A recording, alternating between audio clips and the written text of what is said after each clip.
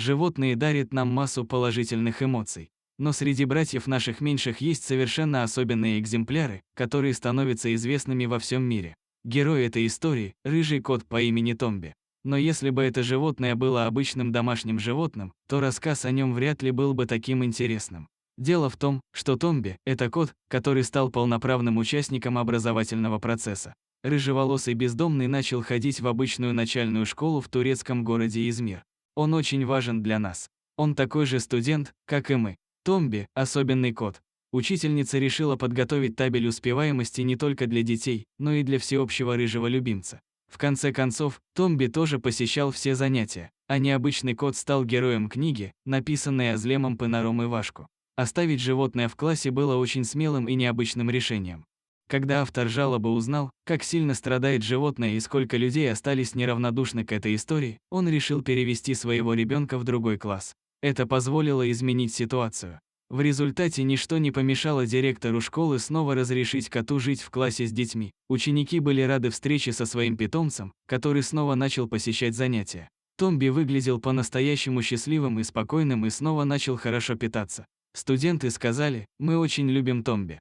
Учительница нашла коту новый дом, но Томби очень скучал по детям. Тогда она решила забрать его к себе. Но кот был явно подавлен из-за того, что не мог видеть школьников. Животное даже перестало есть. Азлем Пынар Ивашку решил рассказать об этой истории в социальных сетях. Ее пост быстро стал вирусным, разлетевшись по всему интернету. Реакция пользователей была единодушной: нужно вернуть несчастного кота в школу. О нем заботились несколько владельцев, которые обожали своего нового друга. Томби лечили от паразитов, поэтому он не представлял опасности для детей. Но не все было гладко в этой истории. Один из родителей ученика в классе был обеспокоен тем, что его ребенок так тесно общается с бездомной кошкой. Итак, в школьную администрацию поступила жалоба на Томби. Директор сказал учительнице, что кошку нужно убрать из класса.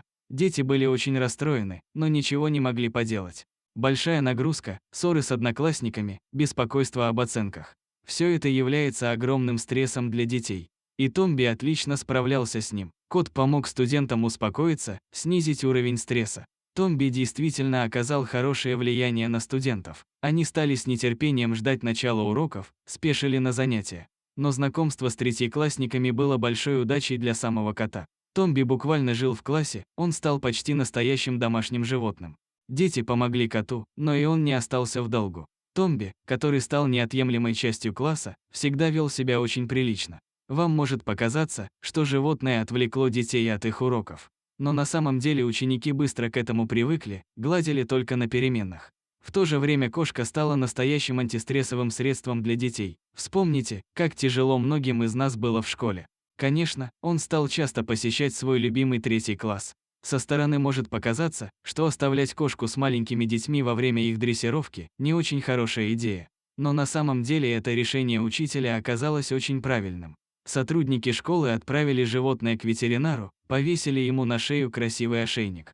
Дети обожали кошку, которая почти постоянно проводила с ними время. Ученики покормили и погладили его, отчего Джинджер была просто в восторге. Этот кот быстро стал настоящей местной, а затем и мировой знаменитостью, но самое главное, он нашел верных друзей и защитников. Сначала голодное животное искало пищу на территории школы. Но однажды кот зашел в один из 3 классов, когда там шел урок. Животное вело себя на удивление тихо, никому не мешало. Учитель Азлем Пынар Ивашку решил не выгонять кота, который спокойно сидел за одной из парт. Дети были в полном восторге от этого решения. Кот чувствовал себя среди детей как дома.